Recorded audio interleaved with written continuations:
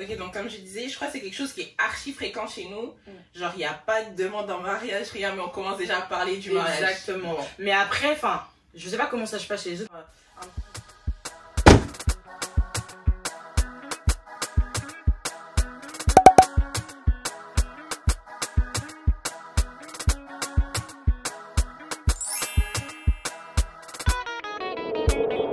Coucou tout le monde, coucou, hello, bienvenue sur ma chaîne. Et ouais, l'intro elle va être un peu bizarre, un peu décalée de la vidéo. J'ai fait une grosse bêtise. J'ai supprimé mon intro qui était juste géniale avec Ask Mima. Je suis désolée, j'ai Mima, désolée, notre intro elle était juste magnifique. Et franchement, lors du montage, sans faire exprès, je l'ai supprimé. Je saurais pas vous dire, je l'ai supprimé non seulement de mon téléphone, mais de la corbeille à suppression aussi. Donc voilà, je me retrouve à faire une petite improvisation avec cette intro. J'espère tout de même que vous saurez apprécier le contenu de ma vidéo. Prenez le temps de la regarder, elle sera en 2 parties. Je vous mettrai la page de Jemima qui est Ask Mima, toutes ces pages pour la suivre juste en barre d'infos. Pour pouvoir la suivre parce qu'elle est juste géniale et elle propose des contenus juste au top. Je vous fais des gros bisous et je m'excuse encore une dernière fois. Mouah. Ok, donc comme je disais, je crois que c'est quelque chose qui est archi fréquent chez nous. Genre, il n'y a pas de demande en mariage, rien, mais on commence déjà à parler du mariage. Exactement. Bon. Mais après, enfin, je sais pas comment ça se passe chez les autres, mais c'est vrai que c'est souvent chez nous. Grave. Mais c'est parce qu'on est déjà dans... On sait en fait qu'est-ce qu'on va organiser. On n'a pas le même genre de mariage. Peut-être que tu vas avoir un couple français qui, eux, savent que, tu vois... Nous, on sait qu'il y a tellement d'étapes par lesquelles passer. T'as les fiançailles. Nous, les fiançailles, c'est pas juste... Ça s'arrête pas juste à ce que je t'ai mis la bague au doigt. Non. Je vais te mettre la bague au doigt. Je vais aller voir tes parents. Mais pas pour t'épouser encore. Voilà. C'est juste pour dire que je vais bientôt arriver.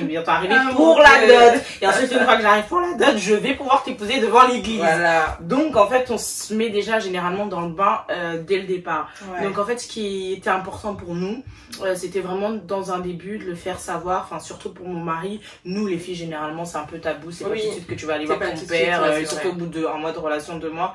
Lui dire, écoute, papa, je vais me marier. Non, pas du tout. Mais lui, de son côté à lui, il était sûr de ce qu'il voulait dans sa prière, dans vraiment la prière l'a accompagné, il était sûr de ce qu'il voulait. Il avait déjà fait ses prières d'une certaine manière, mais ça c'est en avant, j'épargne les détails.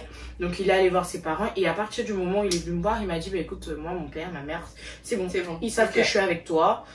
Donc nous deux dans nos têtes, ils savent en gros que ça va être toi. Donc nous deux en fait, moi à partir du moment où il m'a dit ça, vous avez commencé. C'est ça. Et moi, pourtant, mon père le savait pas encore. Je pense que généralement, nous les filles, c'est ça. Comme ça que mais c'est cette fois-là, justement, et cette chose-là, de te dire que non, c'est bon, je sens que c'est lui. En fait, Jemima, tu vas le faire d'une manière où... Et puis d'avoir un homme sûr à tes côtés, c'est ça. Au final, tu te dis, exactement. C'est bon, en fait, le feu vert est là. C'est ça. En fait, tu vois et tu sens l'assurance dans les yeux du mec que t'as en face de toi, en fait. Et tu te sens, toi, en tant que femme, tu te dis, ouais, non, je sais que lui, ça va être le bon truc, le bon chemin.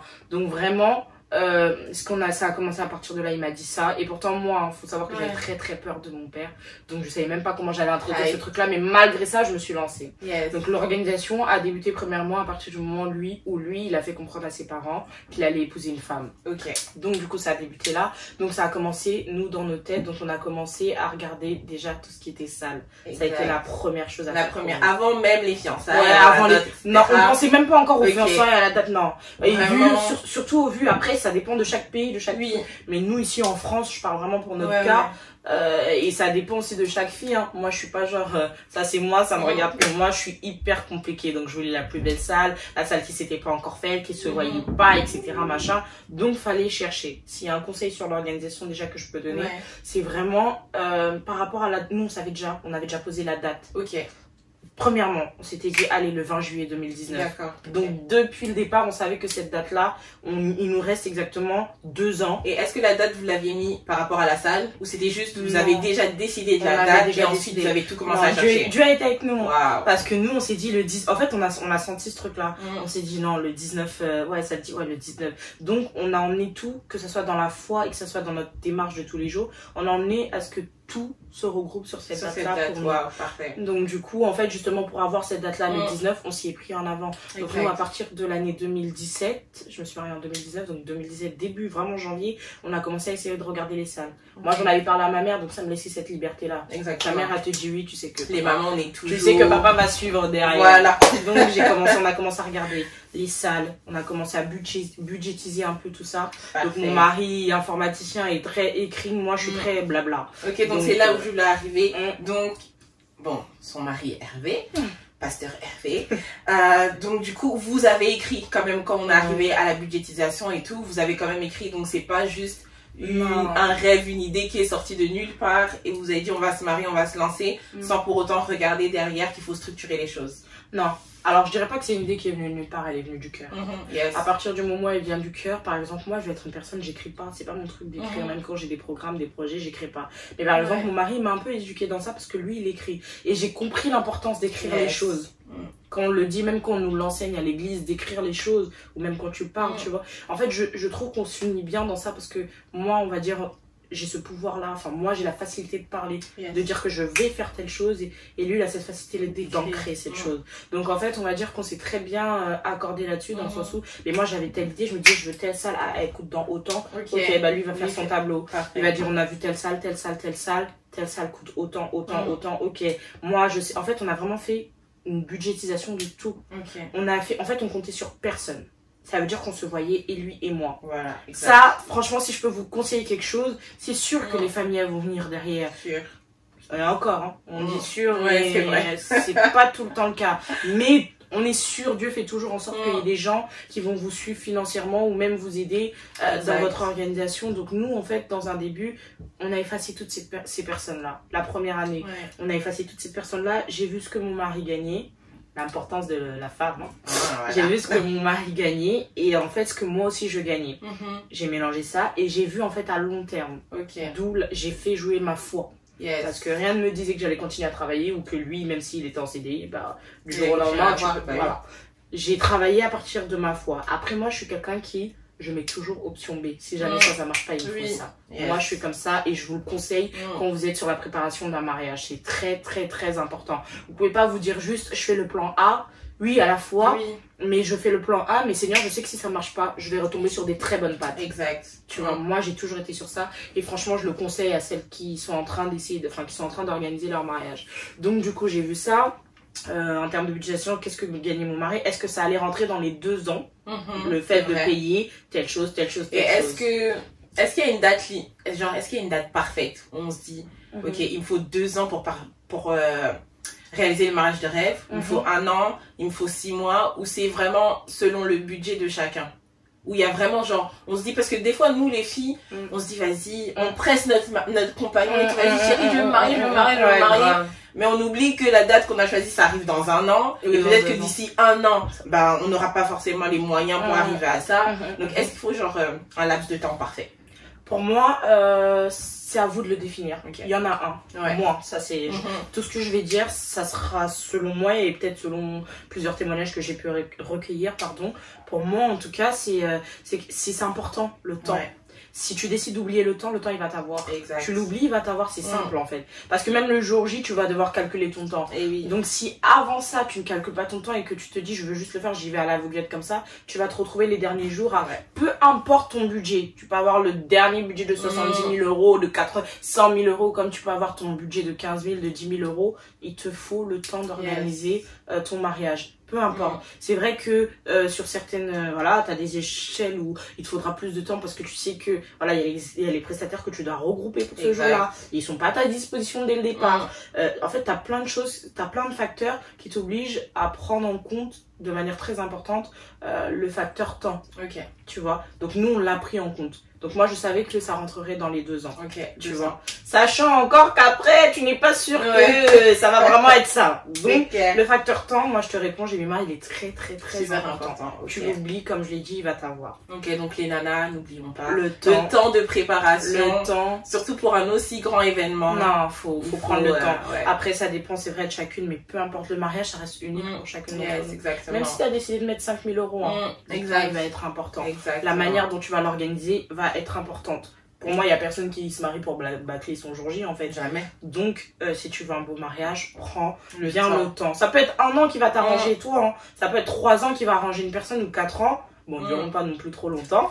Mais en gros, faut être dans une démarche où je sais que dans ce laps de temps-là, Dieu va me faire grâce. Je vais y arriver d'une manière ou d'une autre. Exactement. Donc du coup, nous on a tout mis sur papier. Mon mari il a mis sur papier. On a commencé par la salle parce que moi je savais que ça allait être très dur. Donc c'est que la salle que vous avez trouvée en premier. Ah ouais, non, pas trouvé en premier. C'est ce qu'on a cherché en premier. Ouais. Ok, ouais, la salle, c'est différent. On l'a cherché en premier. Ouais. Parce qu'en quelque sorte c'est ça qui va définir. Exact. Tout. Ça va définir ta date. Si vraiment tu maintiens ta date. Donc ça va être la salle. Tu peux pas commencer à prendre tel traiteur. Je commence à prendre, je sais pas moi, les danseurs, les machins et tout. Et puis la salle elle te dit que cette date-là elle est pas possible. Ouais. Donc en termes d'échelon, je vous conseillerais de prendre la salle en premier. Ok. Que ça doit être votre première. La salle en premier, voilà. numéro 1. Mais quitte à ce qu'après vous ayez besoin de changer et de finalement ça me plaît plus, mais au moins vous êtes déjà parti sur cette démarche là. Donc nous on a eu la salle, on a eu à visiter des salles, ça me correspondait jamais. Ah ouais. Au niveau des dates, au niveau de la salle, au niveau de mon image, donc d'où le fait qu'il faut prendre le temps. Exact. Image, je ne crois pas que tu vas te lever, tu vas aller, parce que des fois les photos c'est beau, hein. En vrai c'est complètement nul. Jusqu'à ce que j'ai trouvé ma salle, Dieu nous a fait grâce, on l'a trouvé assez tôt. Donc on avait déjà le budget de la salle qui représentait quand même la plus grosse partie du budget de notre mariage. On a trouvé la salle et après la salle qu'est-ce qu'on a fait exactement? On a eu le DJ. Ok. On a commencé, on savait déjà quel DJ prendre depuis le départ. D'accord. Donc DJ Randy. DJ Randy. On le dit comme ça, mais on le dit comme Randy DJ. Donc voilà, DJ Randy. Et ensuite après DJ Randy, j'ai été à la recherche de traiteur, mais ça a été complètement, ça a été mon combat. Ouais. Le traiteur, ça a vraiment été mon combat. Il y en a pour qui c'est facile, hein, mais moi, le traiteur vraiment a été mon combat. Mais il a été ton combat, pourquoi? Parce qu'au niveau, est-ce que c'était au niveau des prix? Est-ce que c'était au niveau de la nourriture qu'il proposait? Est-ce que c'était au niveau de ses services? J'avais peur, moi, au niveau de la nourriture. Ok. Dans un départ, je veux bien expliquer cette histoire, parce qu'il y a des gens qui ont été témoins à mon mariage. L'histoire de traiteur, en fait, a été quelque chose que je voulais trouver dès le départ. Par rapport au prix. Tu sais que ça coûte quand même une blinde. Exactement. Donc du coup, je voulais trouver ça limite en deuxième après mon... C'est vrai. Mais sauf que moi, je me suis, on va dire, c'est dans ces cas-là que c'est important quand on a une famille, par exemple, où vous avez l'habitude de marier des gens. Moi, en fait, on va dire ici, je faisais partie, je crois, je suis le deuxième mariage que ma famille faisait ici, tu vois. Et encore, c'est limite comme si c'était le premier. Donc ça veut dire que ma mère n'avait pas forcément ces bases-là, que des fois, tu vois, certaines daronnes, c'est leur base, elles savent comment gérer. Moi, j'ai pas eu ça dès le départ. Tu vois, peut-être que si je l'aurais eu, j'aurais pas eu les galères que j'ai rencontrées avec mon traiteur. Je l'ai trouvé à la dernière minute. Mais comment nous on veut savoir comment tu t'en es sortie? Quand je te dis dernière minute, et encore le fait de l'avoir trouvé justement en dernière minute m'a causé défaut sur mon mariage. C'est vraiment une partie qui, je vais le dire honnêtement comme on l'a dit, a beaucoup gâché pour moi. Parce que les interlocuteurs les autres l'ont pas vu, mais pour moi a beaucoup gâché mon mariage. Donc franchement, en termes de budgétisation toujours, commencez par le plus gros. C'est vrai. C'est vrai que le plus petit va venir, hein, mais pensez pas à comment vous allez payer forcément, mais pensez à ces petites choses que vous savez que si vous devez le prendre de dernière minute, même si dans votre poche vous allez pas, ça va être facile pour celui qui est à côté de vous de vous sortir 150 € que de vous sortir 10 000 €. Exactement. Vous comprenez? Donc en fait, moi c'est vrai que le traiteur, je le voulais, ça faisait partie de je le voulais vraiment dès le départ. Mais c'est vrai que j'avais pas t'as pas encore dit à ton daron, tu sais pas, toi-même tu peux pas te lancer dans. Exactement. Donc ça veut dire que franchement, j'ai pas été aussi conduite. Tu vois, il y a beaucoup de choses où dans un départ, moi mon mariage, je vous le dis très honnêtement, j'ai tout cherché dans un départ toute seule. Après j'ai été rejointe par Anaïs qui a été ma wedding planner, qui m'a beaucoup aidée dans plusieurs choses, mais dans un départ j'étais vraiment toute seule. Et moi, j'ai dit que je parlerais aussi des défauts que je conseillerais pas aux gens. Après certaines peut-être savent l'organiser, je le conseille pas. De l'organiser seule? Non. En tout cas de tout faire toute seule, non. Il faut que à moins que tu connaisses tous les prestataires de machin et tout, mais toute seule, non. Mais je conseille aussi de pas avoir tout le monde. Tout le monde, c'est vrai. En fait, les deux, tu peux te casser la jambe. Exactement. Si t'es toute seule, tu peux te casser la jambe. Si t'es trop accompagnée ou que t'es trop...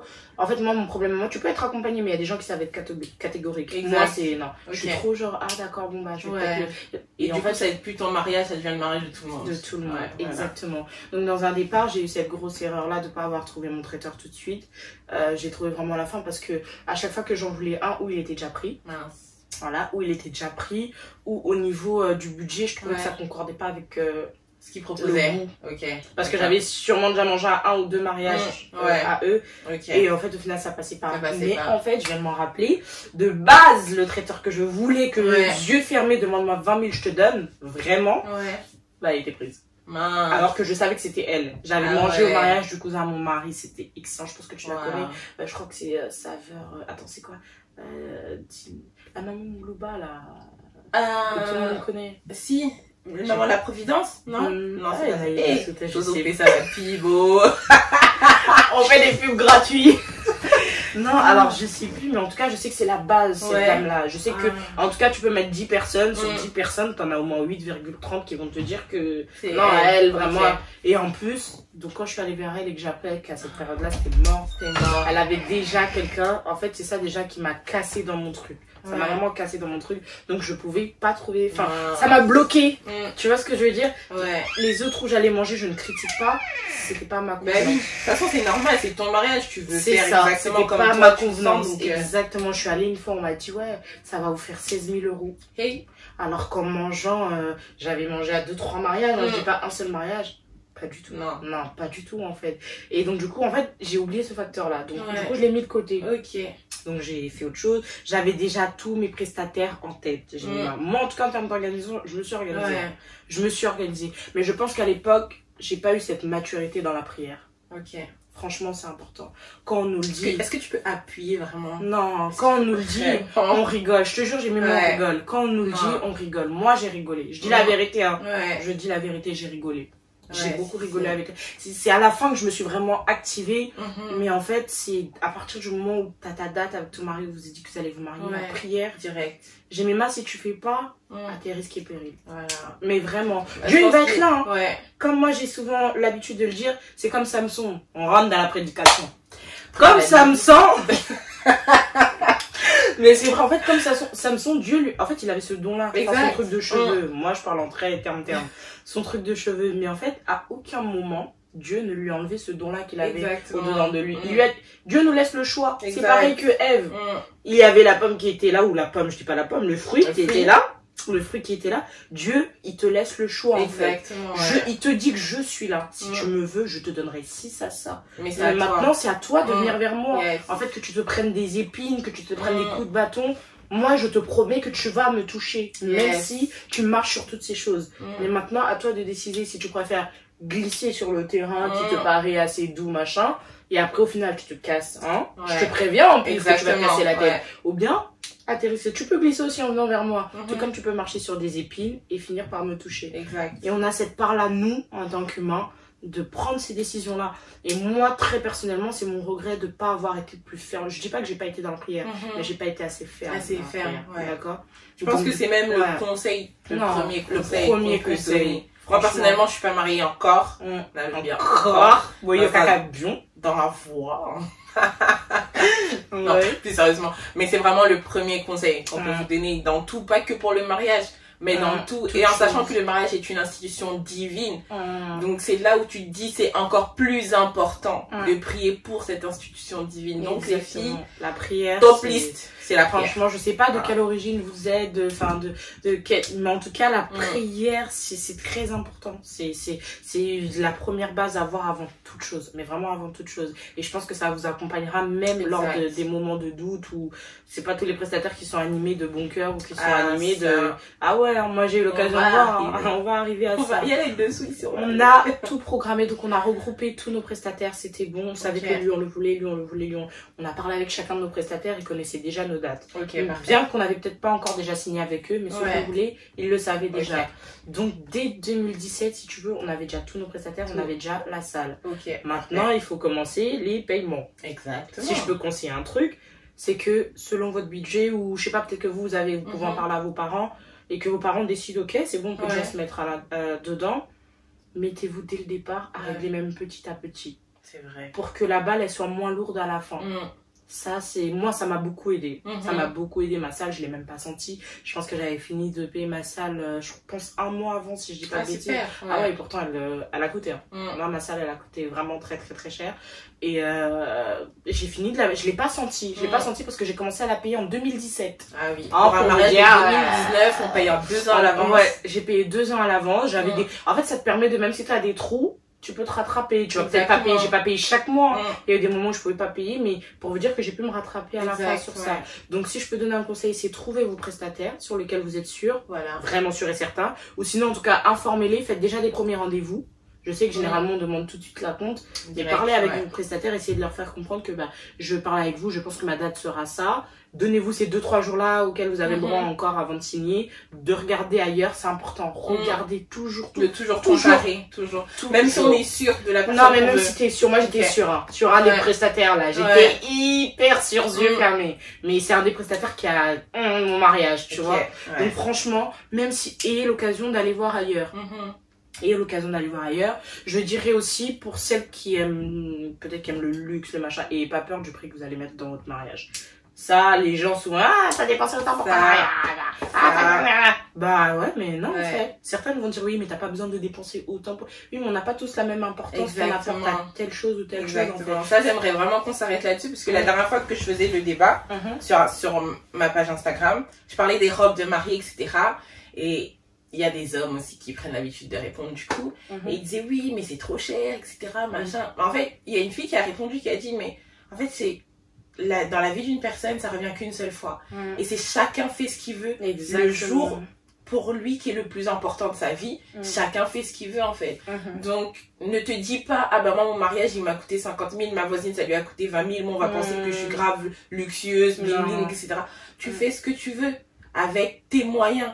On te dit pas d'aller t'endetter au petit crédit, à n'en plus finir, etc. Non. Si tu sais que tu es capable d'assumer un mariage de 30 000 euros, vas-y ma belle, fonce. Si tu sais que toi et ton mari, vous êtes capable d'assumer un mariage à 50, allez-y, foncez. Si tu sais que tu peux assumer un mariage que à 15 000, il n'y a pas de honte. Ça sera le plus beau jour de ta vie avec les meilleurs prestataires que tu auras choisis. Et je te garantis que personne saura même que tu as mis 15 000. Exactement. Donc, parce qu'au final, en fait, tu sais, avec les réseaux, j'ai mis mal nos jours, il y a des mariages, même tu vas te dire, tu as 5 000, alors que si tu regardes, ils ont mis peut-être 25 000. En fait, c'est la joie, moi je l'ai appris de mon mariage. La joie que vous allez apporter ce jour-là, le jour de votre mariage, en fait, ça va définir tout. En fait, tu peux avoir le dernier des Goliaths qui vient devant toi pour te dire que ton mariage était nul, ça rentre là, ça sort là. Exactement. Alors que si tu ne vis pas ton jour... En fait, fais ton mariage pour toi, comme Jemima l'a dit. Fais-le. Franchement, on le dit. De toute façon, nous les humains, on dirait, je sais pas, il faut vivre pour comprendre. On le dit tout le temps, ton mariage, vis-le à ton image. Si toi, ton image, c'est 70 000 euros, Yaya, que ça soit 70 000 euros. Si toi, ton image à toi, c'est 5 000 euros, que ça soit 5 000 euros. Parce qu'avec ton 5 000 euros, tu peux faire un mariage qui dépasse celui qui a fait le mariage 70 000 euros. Parce que tu t'es investi à cœur ouvert, parce que tu as mis ce que tu voulais mettre le jour de ton mariage. Et en fait, cette beauté-là, ce jour-là, Jemima, tu vas le voir. Tout ce que tu as préparé avant, ce jour-là, en fait, il faut que ça se ressente. Il faut que tu ressentes que non, j'ai créé tout ça pour qu'aujourd'hui je m'amuse. J'ai créé tout ça pour qu'aujourd'hui c'est moi. Donc franchement, il faut faire attention à cet aspect-là. Même si oui, c'est vrai qu'il y a des choses qui sont chères, on voit pas. Nous, on voyait plus. À un moment donné, on voyait plus le bout du tunnel. On voyait plus. Je commençais à me poser des questions, à douter de moi. Je me dis, mais attends chérie, j'ai peut-être pas fait les choses à l'excès, machin, tout. Je t'ai dit les prix de mes robes. Moi, je dis honnêtement, on m'a demandé. J'ai une de mes robes qui m'a coûté 2600 euros. Une de mes robes qui m'a coûté 1700 euros. Et aujourd'hui, je regrette jamais de ma vie de les avoir achetées. Même si je les ai portées, même une, j'ai même pas porté plus de 3 heures. Elles sont ici, je les vends. Je les vends, si jamais ça intéresse. Mais c'est pour dire que je suis fière d'avoir acheté cette robe-là parce qu'elle me ressemble. Parce que quand je l'ai portée, je me suis dit waouh. Tu vois ce que je veux dire? Si toi t'achètes ta robe à 350 que tu l'as portée, tu t'es dit je suis waouh. Porte ta robe. Porte ta robe et dis-toi que t'es waouh quoi. Tu vois ce que je veux dire? Mais écouter les gens, c'est quelque chose qui peut te faire tomber. Non, ça, moi je suis très écoute et ça peut vraiment, mais vraiment te faire tomber. Donc pendant votre processus de mariage, concentrez-vous sur vous. Quand je dis vous, toi et ton mari. Parce que maman viendra, elle posera son avis. Papa viendra, il posera son avis. Mais je peux vous dire qu'une fois que les portes de la salle seront fermées, qu'il n'y aura plus personne à l'intérieur, vous serez deux. Donc tu pourras que regarder ton mari pour lui dire oui mais ça j'ai pas fait faire, oui mais ça j'ai... Ouais mais en fait Non. Moi, mon mari, il a eu l'occasion de me le dire. Hein. Mm. Lui, il m'a dit, j'ai swingé, moi, mon mariage. Ouais. Tu vois ce que je veux dire? Bah oui. N'écoute pas. Les parents, c'est toujours important. Hein. Après, de les écouter, ils nous dirigent dans plein de choses. Mais après, à un moment donné... Mais ça reste votre mariage. Non, moi, je dis toujours, à un moment donné, ils ont eu le choix. Mais oui. Eux, ils l'ont fait, leur choix. Exactement. Tu vois, et pourtant, c'est pas tout le monde qui était d'accord avec le choix. C'est pas tout le monde qui forcément les encourageait dans leur choix. Mais je veux dire, ils ont prouvé d'une certaine manière que le choix qu'ils voulaient, c'était celui-là. Et ils ont accompagné tout le monde à les accompagner dans leur truc, en fait. Tant que toi, tu es sûr et que tu as demandé à ton Dieu avant tout, et que tu es sûr qu'entre toi et Dieu c'est clean, entre toi et ton mari c'est clean, à toi d'emmener les parents vers ça. Tu vois ce que je veux dire? Par toutes les manières, cherche la bonne manière d'emmener tes parents dans ton histoire. Tu vois ce que je veux dire? Ou même ta famille, parce que des fois c'est même pas les parents, c'est la famille. Tu vois. Donc vraiment, soyez d'abord unis tous les deux. Tous les deux. Pensez à tous les deux. Moi, j'avais des fois où j'avais mes caprices à moi de autant d'euros, mais à un moment donné, je me reculais, je dis non, peut-être que ça sera lourd pour mon mari. Comme on dit, le mariage, c'est de te mettre à la place de l'autre. Tu sais pas faire ça, te marie pas. Tu sais pas faire ça, te marie pas. Non, mais je le dirais. Faut leur dire que le mariage, c'est pas juste pour le réseau. C'est pas juste pour... Il y en a qui le font juste pour le réseau, mais après, t'entends très vite que 3 mois après, ils sont ensemble, 3 mois après, un tel a fait ci ou a fait ça, mais non. Le mariage, c'est pas pour le réseau, c'est pour la personne à qui tu diras oui ce jour-là. Vraiment. Donc, si vous êtes en cohésion déjà dans l'organisation de votre mariage, il n'y a pas de raison qu'après votre mariage, vous ne soyez pas en cohésion. Si vous n'êtes pas en cohésion avant, pour moi, laissez tomber. Surtout sur des grandes choses. Si sur les choses très importantes, vous n'êtes pas en cohésion, allez dormir, recommencer le programme dans 2 ans, dans 3 ans. Mais voilà, donc en gros, en globalité, sélectionnez vos prestataires, faites votre budgétisation selon d'abord vous, sans penser aux autres. Les autres, voyez-le comme une valeur ajoutée. C'est ça qu'on dit. C'est ça, Voilà, comme une valeur ajoutée. Donc, voyez-le vraiment comme une aide de dernière minute. Et pendant votre processus, comme je l'ai dit, en tant que couple, soyez en cohésion. C'est super important. Le jour où ta femme, elle se prendra une baffe de côté de sa famille, tu sauras la relever. Le jour où toi, tu seras mal, tu sauras relever ton mari. Parce qu'en fait, tu te diras, mais en fait, la personne à qui je suis en train de faire du truc, on est d'accord. Donc c'est exact. Parce que imagine que toi, Jemima, avec ton futur époux, déjà, vous n'êtes pas d'accord. Et en plus de ça, les familles sont... Donc tu vas te tourner vers qui? Franchement. Regarde la copine là qui va te dire ce qu'elle, elle a même pas vécu. Franchement. Non. C'est pas possible. Donc la cohésion, elle est très importante.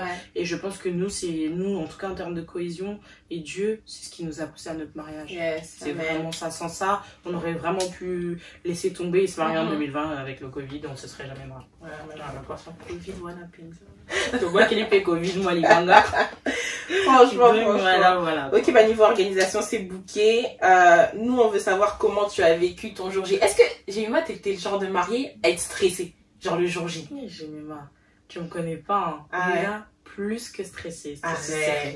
Et c'est un gros problème. On m'a posé cette question-là. Si t'es une meuf qui stresse, enlève-toi les gens qui vont te stresser.